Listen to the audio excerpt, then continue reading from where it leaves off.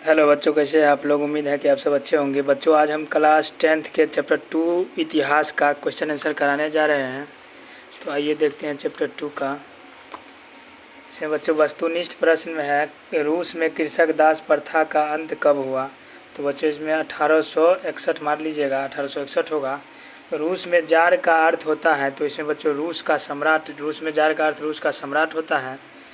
तीसरा है बच्चों, कार्ल मार्क्स का जन्म कहाँ हुआ था। तो कार्ल मार्क्स का जन्म जर्मनी में हुआ था। चौथा है, साम्यवादी शासन का पहला प्रयोग कहाँ हुआ। तो साम्यवादी शासन का पहला प्रयोग रूस में हुआ था। यूटोपियन समाजवादी कौन नहीं था। तो बच्चों कार्ल मार्क्स था जो यूटोपियन समाजवादी नहीं था। वार एंड पीस किसकी रचना है। तो बच्चों लियो टॉलस्टॉय का है, यानी टॉलस्टॉय का है। घ मार लीजिएगा इसका। सातवां है बच्चों, बॉल्शेविक क्रांति कब हुई। तो बॉल्शेविक क्रांति नवंबर 1917 में हुआ था। अब आठवां देखते हैं। आठवां में है बच्चों, लाल सेना का गठन किसने किया था। तो लाल सेना का गठन ट्रोट्स्की ने किया था। नववां में है, लेनिन की मृत्यु कब हुई। तो लेनिन की मृत्यु 1924 में हुई थी। 10वां है, ब्रेस्ट लिटोवस्क की संधि किन देशों के बीच हुआ था। तो बच्चों ये ब्रेस्ट लिटोवस्क की संधि रूस और जर्मनी के साथ हुआ था। इस तरह से हमारा वस्तुनिष्ठ प्रश्न खत्म हुआ। अब हम लोग रिक्त स्थान देखते हैं बच्चों। रिक्त स्थान में रूसी क्रांति के समय शासक डैश था। तो इसमें बच्चों जार निकोलस होगा, जार निकोलस द्वितीय। जार निकोलस द्वितीय आप मान लीजिएगा पहला में। दूसरा है बच्चों, बोल्शेविक क्रांति का नेतृत्व डैश ने किया। तो बोल्शेविक क्रांति का नेतृत्व बच्चों लेनिन ने किया था, लेनिन लिख लीजिएगा। तीसरा है बच्चों, नई आर्थिक नीति डैश ईस्वी में लागू हुआ था। तो नई आर्थिक नीति बच्चों 1921 में लागू हुआ था। चौथा है, रॉबर्ट ओवन डैश का निवासी था। तो रॉबर्ट ओवन बच्चों ब्रिटेन का निवासी था। पाँचवा में है, वैज्ञानिक समाजवाद का जनक डैश को माना जाता है। तो वैज्ञानिक समाजवाद का जनक बच्चों कार्ल मार्क्स एवं फ्रेडरिक एंगल्स को माना जाता है। तो बच्चों ये हमारा फिल इन द ब्लैंक्स भी खत्म हुआ। अब हम लोग अति लघुत्तरीय प्रश्न देखते हैं बच्चों। अति लघुत्तरीय प्रश्न में है, पूंजीवाद क्या है। इसके लिए बच्चों हमने एक सेट बना दिया है। इस सेट में हमारा सारा क्वेश्चन आंसर है। तो आइए देखते हैं अति लघुत्तरीय प्रश्न का है, पहला पूंजीवाद क्या है। तो बच्चों इसमें पूंजीवाद क्या है। इसमें पूंजीवाद एक आर्थिक व्यवस्था है जहाँ निजी व्यवसायियों और व्यापारों को प्रोत्साहित किया जाता है। यानी कि बच्चों पूंजीवाद एक तरह का आर्थिक व्यवस्था होता है जहाँ पर निजी यानी खुद का जो व्यवसाय होता है और व्यापार, उसको आगे बढ़ाने के लिए प्रोत्साहित किया जाता है। दूसरा है बच्चों कि खूनी रविवार क्या है। तो आइए खूनी रविवार देखते हैं। 22 जनवरी 1905 को रूस के निरंकुश जारशाही शासन के विरोध में क्रांतिकारियों का समूह रोटी दो के नारे के साथ सड़कों पर प्रदर्शन कर रहे लोगों पर जार के सैनिकों ने गोलियां बरसा दी थी, जिसमें हजारों लोग मारे गए थे। इसलिए 22 जनवरी 1905 अर्थात रविवार को खूनी रविवार के नाम से जाना जाता है। यानी कि बच्चों 22 जनवरी 1905 को रूस का जो जारशाही मतलब शासन चल रहा था, उसी के विरोध में वहाँ के लोगों ने सड़कों पर रोटी दो के नारे के साथ प्रदर्शन किया था, जिससे जार के सैनिक क्या किया, जार के ऑर्डर से जार के सैनिक ने उस सब पर गोलियां बरसा दी। उसमें बहुत हज़ारों लोग मारे गए थे। इसलिए हम लोग 22 जनवरी 1905 रविवार को खूनी रविवार के नाम से जानते हैं। तो इतना आप लिख लीजिएगा तो ये हो जाएगा। तीसरा है बच्चों, अक्टूबर क्रांति क्या है। तो अक्टूबर क्रांति आइए देखते हैं। अक्टूबर क्रांति बच्चों क्या है। तो रूस के महान बोल्शेविक क्रांति को ही अक्टूबर क्रांति के नाम से जाना जाता है। यानी कि रूस का जो बोल्शेविक क्रांति हुआ ना, उसी को हम लोग अक्टूबर क्रांति के नाम से जानते हैं। अब चौथा देखते हैं बच्चों, सर्वहारा वर्ग किसे कहते हैं। बच्चों चौथा है, सर्वहारा वर्ग किसे कहते हैं। तो सर्वहारा वर्ग हमारा हो जाएगा कि समाज का वैसा वर्ग जिसमें किसान, मजदूर एवं आम गरीब लोग शामिल हो, वे सर्वहारा वर्ग कहलाते हैं। यानी कि हमारे समाज में वो सब वर्ग जैसे किसान हो गया, मजदूर हो गया और आम गरीब लोग हो गया, इस सारे लोगों को हम लोग सर्वहारा वर्ग के अंतर्गत रखते हैं। तो इतना आप लिख लीजिएगा। उसके बाद बच्चों पाँचवा है, क्रांति से पूर्व रूसी किसानों की स्थिति कैसी थी। यानी कि जो क्रांति हुआ था रूसी क्रांति, उससे पहले किसान का स्थिति कैसा चल रहा था। तो आइए देखते हैं बच्चों। रूसी किसानों की स्थिति अत्यंत ही दयनीय थी। दयनीय मतलब होता है बहुत ही खराब। तो रूसी किसानों का स्थिति यानी कि रूसी क्रांति से पूर्व एकदम दयनीय था। उनके खेत बहुत छोटे छोटे थे जिन पर वे पुराने ढंग से खेती करते थे। उन किसानों का खेत बच्चों बहुत छोटा छोटा होता था और वे लोग पुराने ढंग से खेती करते थे, क्योंकि खेती का आज का जो मॉडर्न औजार है वो सब था नहीं, तो पुराने ढंग से खेती करते थे। उनके पास पूंजी का भी, पैसा का भी बच्चों उन लोगों के पास अभाव होता था और करोड़ टैक्स के बोझ में वो लोग दबे होते थे। तो यही किसानों का स्थिति था क्रांति से पूर्व। इस तरह से बच्चों हम लोग का 20 शब्दों में उत्तर यानी अति लघु उत्तरीय प्रश्न खत्म हुआ। अब हम लोग बच्चों चलते हैं लघुत्तरीय प्रश्न, यानी कि 60 शब्दों में उत्तर देने पर। तो पहला है बच्चों, रूसी क्रांति के किन्हीं 2 कारणों का वर्णन करें। तो ये सेट में देखते हैं।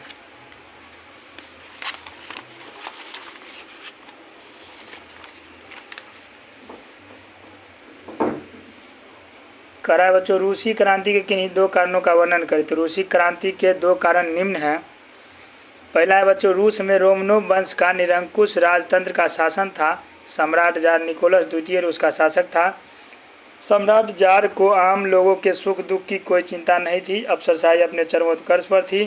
नियुक्ति का आधार योग्यता नहीं थी। गलत सलाहकारों के कारण जार की स्वैच्छिकता बढ़ती गई और जनता की स्थिति बद से बदतर हो गई।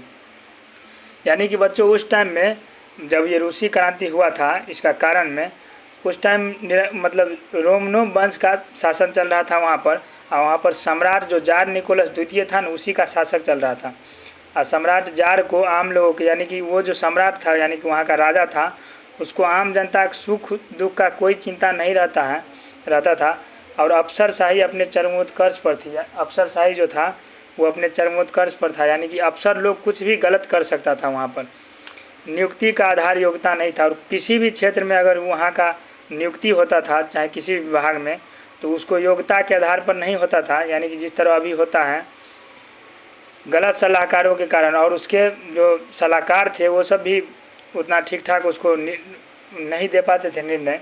इसी कारण से उसका स्वैच्छिकता बढ़ती गई और धीरे धीरे वहाँ का जनता का स्थिति बद से बदतर होती गई। तो ये हमारा पहला कारण था। दूसरा हम ये देखते हैं। दूसरा में रूस में किसानों तथा मजदूरों की स्थिति अत्यंत दयनीय थी। रूस में किसान मजदूर इस सब का स्थिति बहुत ही खराब था। रूस में जनसंख्या का बहुसंख्यक भाग कृषक तथा मजदूर थे। यानी रूस में जितना भी व्यक्ति रहता था उसमें ज़्यादा से ज़्यादा वहाँ का भाग कृषक यानी किसान लोग और मजदूर था। किसानों के खेत बहुत छोटे होते थे। किसानों का खेत उस टाइम बहुत छोटा होता था, जिन पर वे पुराने ढंग से खेती करते थे। उनके पास पूंजी का अभाव था तथा करों के बोझ से दबे हुए थे। रूस में मजदूरों को अधिक काम करना पड़ता था, परंतु उनकी मजदूरी काफ़ी कम थी और उनके साथ दुर्व्यवहार भी किया जाता था। यानी कि बच्चों खेत तो उनके साथ मतलब छोटे छोटे होते ही थे, उसके साथ मतलब वो उस पर वो पुराने ढंग से खेती करते थे, और उसके पास रुपया पैसा का भी उतना ठीक ठाक नहीं रहता था, जिसके कारण और वहाँ पर मजदूर का स्थिति जो था न, वो मजदूर से अधिक काम करवाता था मालिक लोग, और उनको पूंजी भी रुपया भी कम देता था और उनके साथ साथ दुर्व्यवहार भी करता था। तो ये हमारा हो गया बच्चों पहला क्वेश्चन। अब दूसरा देखते हैं। दूसरा में है रूसीकरण की नीति क्रांति हेतु कहाँ तक उत्तरदायी थी। तो आइए देखते हैं।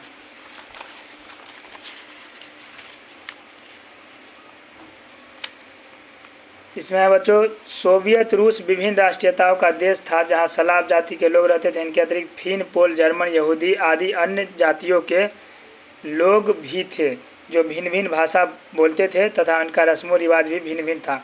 परंतु रूस के अल्पसंख्यक समूह जार निकोलस द्वितीय द्वारा जारी की रूसीकरण की नीति से परेशान था।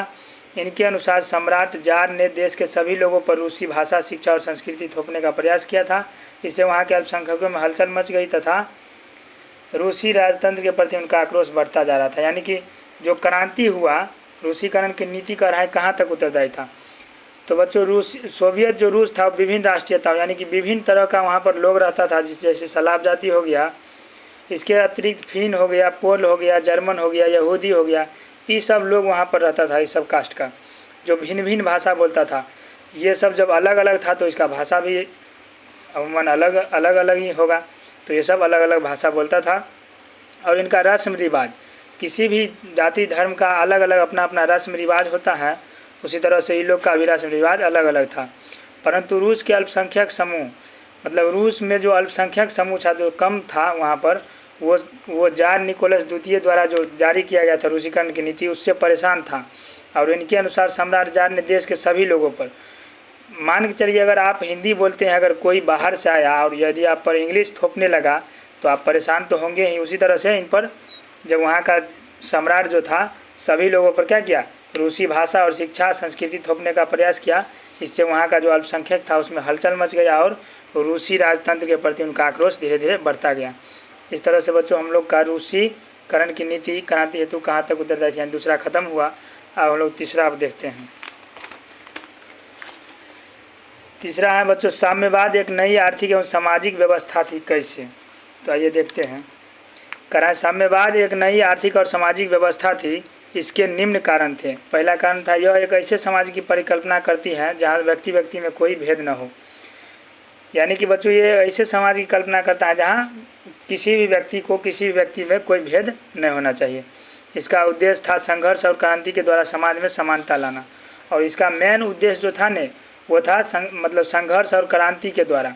अगर किसी भी अगर परिवर्तन जब होता है तो क्रांति जब होता है तब ये परिवर्तन होता है। तो संघर्ष और क्रांति के द्वारा समाज में समानता लाना इसका अर्थ था। तीसरा है इस व्यवस्था के अंतर्गत समाज में न्याय से कोई वंचित नहीं रहे और मानवता एकमात्र जाति हो। और तीसरा इसका जो तीसरा था वो था इस व्यवस्था के अंतर्गत समाज में यानी कि व्यवस्था जो लागू होगा सामाजिक व्यवस्था, इससे क्या होगा, समाज में कोई भी वर्ग न्याय से वंचित नहीं रहना चाहिए और मानवता एकमात्र जाति होना चाहिए। यह चौथा है यह ऐतिहासिक और आर्थिक वर्चस्व के निजी प्रतिमान ध्वस्त कर पूंजी और उत्पादन के साधनों पर समाज का स्वामित्व पर जोर देता था। देखो यह जो था ना चौथा में ऐतिहासिक और आर्थिक वर्चस्व यानी कि पुराने समय से जो वर्चस्व चला आया है उसको ख़त्म करके और नया नया जो प्रोडक्शन होगा उत्पादन हर क्षेत्र में उस पर क्या चीज़ आम लोगों के स्वामित्व का हक हो, इस पर जोर देता था। तो इस तरह से चार कारण हमारा था।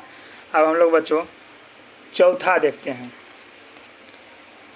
चौथा में नई आर्थिक नीति मार्क्सवादी सिद्धांतों के साथ समझौता था, कैसे? ये देखते हैं।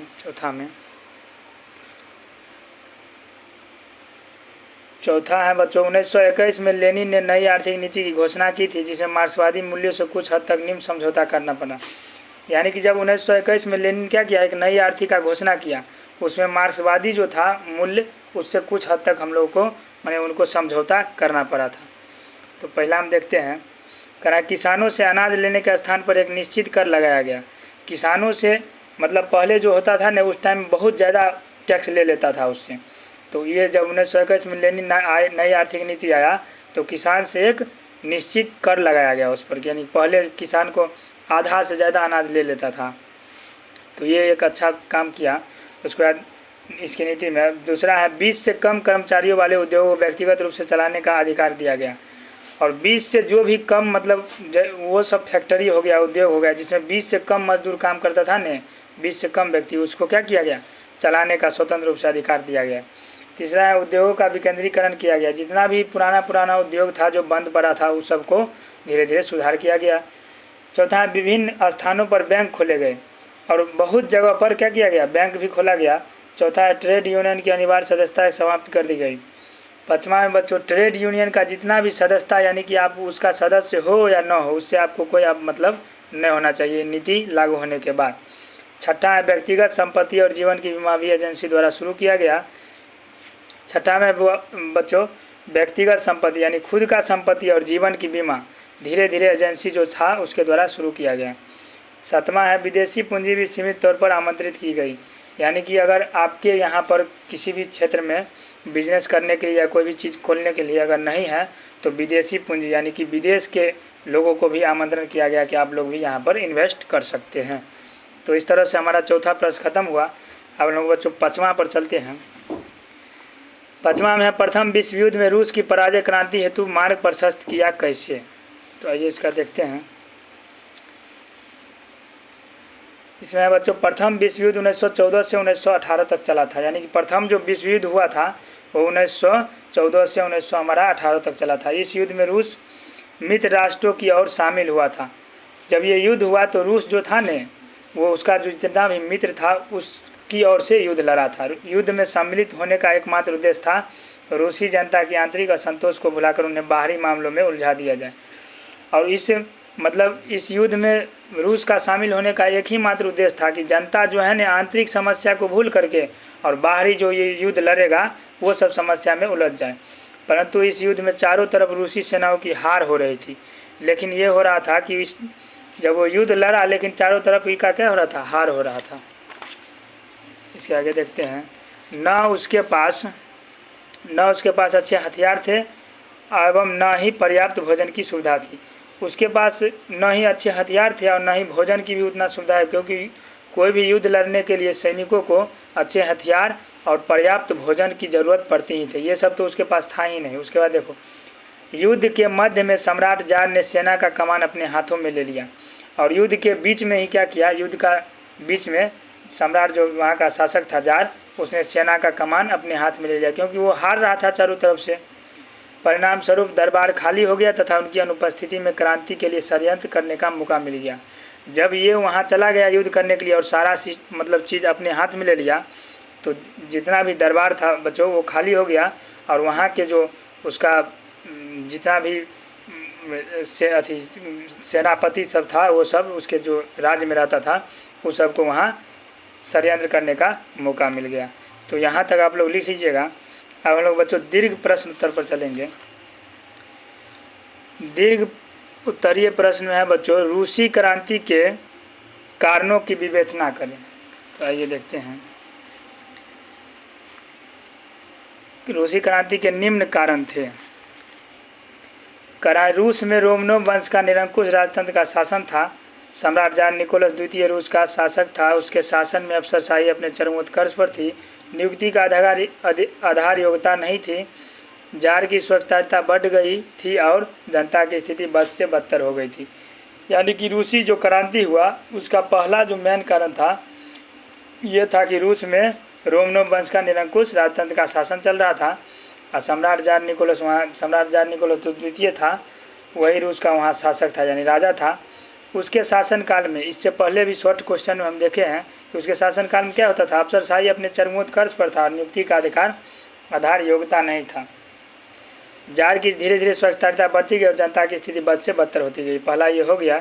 दूसरा कारण में है बच्चों, रूस में किसानों तथा मजदूरों की स्थिति अत्यंत दयनीय थी। किसानों के खेत बहुत छोटे छोटे होते थे जिन पर वे पुराने ढंग से खेती करते थे। उनके पास पूंजी का अभाव था तथा करों के बोझ से दबे हुए थे। मजदूरों को अधिक काम करना पड़ता था परंतु उनकी मजदूरी काफ़ी कम थी और उनके साथ दुर्व्यवहार भी किया जाता था। दूसरा था कि रूस में किसान और मजदूर था उन सब का हालत एकदम बद से बदतर हो गया था। किसान के बहुत छोटा छोटा खेत होता था और पुराने ढंग से वही खेती करता था उस पर।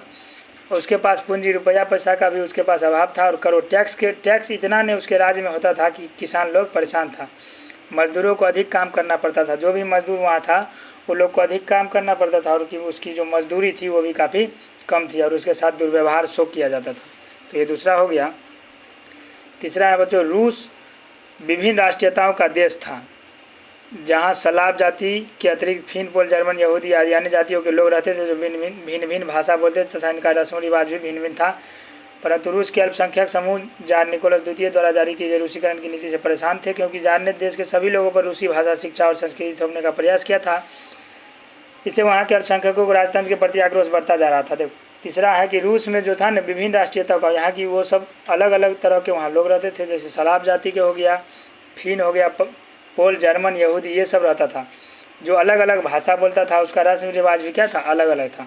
परंतु रूस के जो अल्पसंख्यक समूह जार निकोलस द्वितीय द्वारा, लेकिन जार निकोलस द्वितीय ने क्या किया, एक रूसीकरण नीति जारी किया गया जिसमें ये मतलब थोपा गया कि लोगों पर रूसी भाषा, शिक्षा और संस्कृति ये सब थोप दिया गया। इससे क्या हुआ, वहाँ के अल्पसंख्यक को राजतंत्र के प्रति आक्रोश धीरे धीरे बढ़ता गया। चौथा है बच्चों, रूस के औद्योगिक मजदूरों तथा किसानों पर कार्ल मार्क्स के समाजवादी विचारों का पूर्ण प्रभाव था। और कार्ल मार्क्स उस टाइम में जो सब चीज़ों को बताने का काम कर रहा था, किसान से मजदूर लोगों को, वो सब का क्या था, वहाँ का जो फैक्ट्री उक्टरी था उस समय मजदूर और किसान धीरे धीरे कार्ल मार्क्स के जो समाजवादी विचार था वो सब को जान चुका था। ये था चौथा कारण। तो इतना आप लिख लीजिएगा, 4 वो।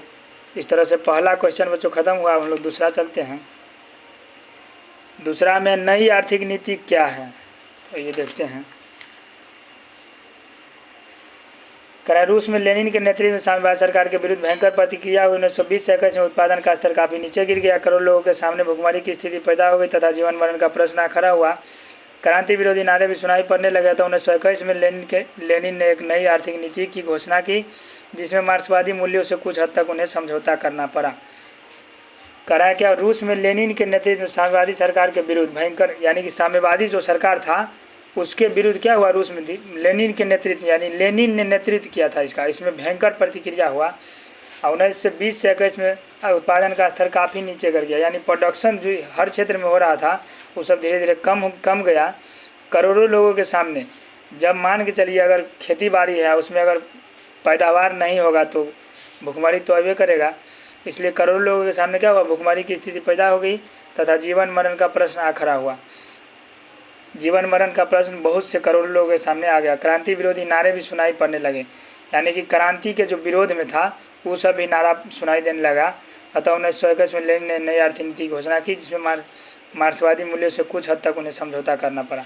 जब लोगों को अगर भुखमरी होने लगेगा तो निश्चित तौर पर वो क्रांति क्यों करेगा, इसलिए फिर क्या किया, लेनिन ने उसको सुधार किया और उस सुधार में कुछ हद तक उनको मतलब मार्क्सवादी मूल्यों से समझौता करना पड़ा। तो क्या क्या करना पड़ा देखिए।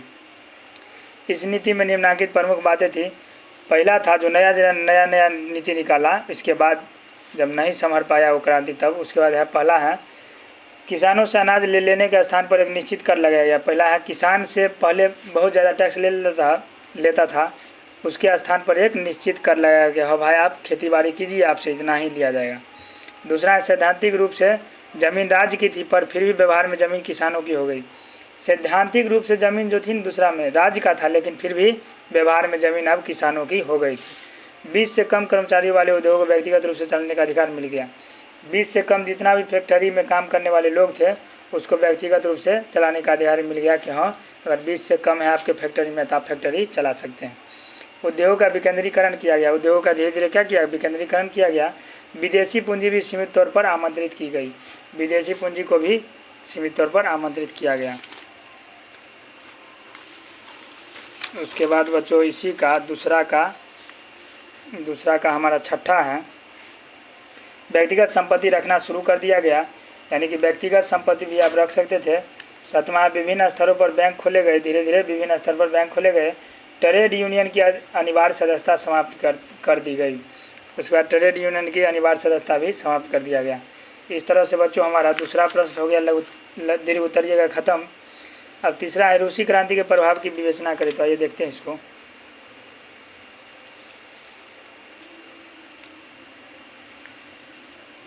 रूसी क्रांति के निम्न प्रभाव हुए। इस क्रांति के पश्चात साम्यवादी सत्ता रूस में स्थापित हो गई तथा इसने अन्य क्षेत्रों में भी आंदोलन को प्रोत्साहित किया। यानी कि रूसी क्रांति, जब ये क्रांति हुआ उसके पश्चात क्या हो गया, साम्यवादी सत्ता रूस में धीरे धीरे स्थापित हो गया और इसके अलावा इसने अन्य क्षेत्र यानी कि इसके अगल बगल क्षेत्र था उस सबको भी इस क्रांति के बाद प्रोत्साहन मिला।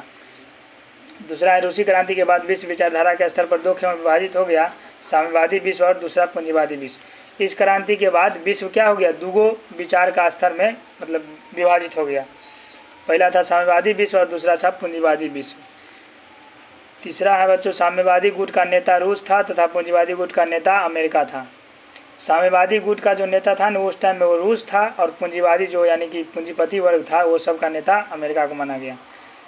चौथा है द्वितीय विश्व युद्ध के बाद पूंजीवादी अमेरिका और साम्यवादी रूस के बीच युद्ध की शुरुआत जो आगामी 4 दशकों तक दोनों खेमों के बीच चलती रही। जब ये दोनों अलग अलग विभाग का था यानी कि रूस और अमेरिका, तो क्या हुआ, दोनों में धीरे धीरे युद्ध का शुरुआत हो गया और आगामी यानी कि अगले 4 दशक तक चला। लगभग दशक मतलब होता है 10 वर्ष यानी 40 वर्ष तक लगभग चला इन दोनों। पाँचवा है इस क्रांति की सफलता ने एशिया और अमेरिका में उपनिवेश मुक्ति को भी प्रोत्साहन दिया है। इस क्रांति जब हुआ तो ये जब क्रांति सफल हुआ तो धीरे धीरे एशिया और अफ्रीका इस सब में भी जो उपनिवेश था यानी कि बड़ा उपनिवेश उससे बोलते हैं बच्चों जो कि बड़ा राज्य अगर छोटे राज्य को गुलाम बनाकर उसका आर्थिक सामाजिक हर तरह से शोषण करता है तो उसी को हम लोग उपनिवेश बोलते थे। वो सब उपनिवेश जो था अफ्रीका में उन लोग को भी क्या हुआ, धीरे धीरे प्रोत्साहन मिला। छठा है रूसी क्रांति के पश्चात आर्थिक आयोजन के रूप में एक नवीन आर्थिक मॉडल आया जिसे पूंजीवादी देशों ने भी अपनाया। उसके बाद रूसी क्रांति के पश्चात ये जब क्रांति हो गया उसके बाद आर्थिक आयोजन के रूप में यानी कि उसके बाद एक नया उसका आर्थिक मॉडल आया जिसे पूंजीवादी देशों ने यानी जितना भी पूंजीवादी देश था वो सब भी अपनाया। इस तरह से हमारा तीसरा खत्म हो गया। अब चौथा पर देखते हैं। चौथा है कार्ल मार्क्स की जीवनी एवं सिद्धांतों का वर्णन करें। ये देखते हैं इसको। कराए कार्ल मार्क्स का जन्म 5 मई 1818 ईस्वी को जर्मनी के राइन प्रांत के टियन नगर में एक यहूदी परिवार में हुआ था। उनके पिता हेनरिक मार्क्स के एक प्रसिद्ध वकील थे। मार्क्स ने बोन विश्वविद्यालय में विधि की शिक्षा ग्रहण की। वे जर्मन दार्शनिक हेगेल के विचारों से काफ़ी प्रभावित थे। 1843 में उन्होंने अपनी बचपन के मित्र जीनेस से विवाह किया था। राजनीतिक और सामाजिक इतिहास पर मॉन्टेस्क्यू तथा रूसो के विचारों का गहन अध्ययन किया था। कार्ल मार्क्स ने फ्रेडरिक एंगल्स के साथ मिलकर 1848 में एक साम्यवादी घोषणा पत्र प्रकाशित किया, जिसे आधुनिक साम्यवाद का जनक कहा जाता है। उपयुक्त घोषणा पत्र में मार्क्स ने अपने आर्थिक, सामाजिक और राजनीतिक विचारों को स्पष्ट रूप से व्यक्त किया। यानी कि बच्चों, कार्ल मार्क्स का जो जन्म हुआ था वो 5 मई 1818 को जर्मनी का एक राइन प्रांत था, उसके ट्रियर नगर में एक यहूदी परिवार में हुआ था। उसका जो बाप था यानी कि पिता हेनरिक मार्क्स, वो एक प्रसिद्ध यानी कि जाने माने वकील था। मार्क्स क्या किया, बोन विश्वविद्यालय में विधि की शिक्षा ग्रहण किया। उसके बाद वे जर्मन दार्शनिक हेगेल, जर्मनी का एक दार्शनिक था हेगेल, उसके विचार से काफ़ी प्रभावित था कार्ल मार्क्स। 1843 में क्या किया, उन्होंने अपने बचपन यानी कि उसका बचपन का एक मित्र था जी ने, उससे उन्होंने शादी कर लिया। उसके बाद है राजनीतिक एवं सामाजिक इतिहास पर मॉन्टेस्क्यू तथा रूसो के विचारों का गहन अध्ययन किया। यानी कि राजनीतिक और सामाजिक इतिहास पर मॉन्टेस्क्यू और रूसो, इसका जितना भी पुस्तक था यानी बुक लिखा था इन्होंने, उसके विचारों का गहन अध्ययन यानी पूरा तरह से उसको पढ़ा। कार्ल मार्क्स ने फ्रेडरिक एंगल्स के, उसके बाद कार्ल मार्क्स और फ्रेडरिक एंगल्स दोनों ने साथ मिलकर क्या किया, 1848 में एक साम्यवादी घोषणा पत्र प्रकाशित कर दिया, जिसे आधुनिक समाजवाद का जनक कहा जाता है। उपयुक्त घोषणा पत्र में मार्क्स ने अपने आर्थिक, सामाजिक और राजनीतिक विचारों को स्पष्ट रूप से व्यक्त किया था। तो उसका सिद्धांत में क्या क्या दिया, तो आइए मार्क्स के निम्न सिद्धांत थे: द्वंद्वात्मक भौतिकवाद का सिद्धांत, वर्ग संघर्ष का सिद्धांत, इतिहास की भौतिकवादी व्याख्या। चौथा है मूल्य एवं अतिरिक्त मूल्य का सिद्धांत। पाँचवा है राज्यहीन व वर्गहीन समाज की स्थापना। यानी कि मार्क्स ये सब सिद्धांत दिया था। इस तरह से बच्चों हमारा चौथा प्रश्न खत्म हो गया। हम लोग बच्चों पाँचवा पर आते हैं। पाँचवा है यूटोपियन समाजवादियों के विचारों का वर्णन करें। तो ये देखते हैं इसको।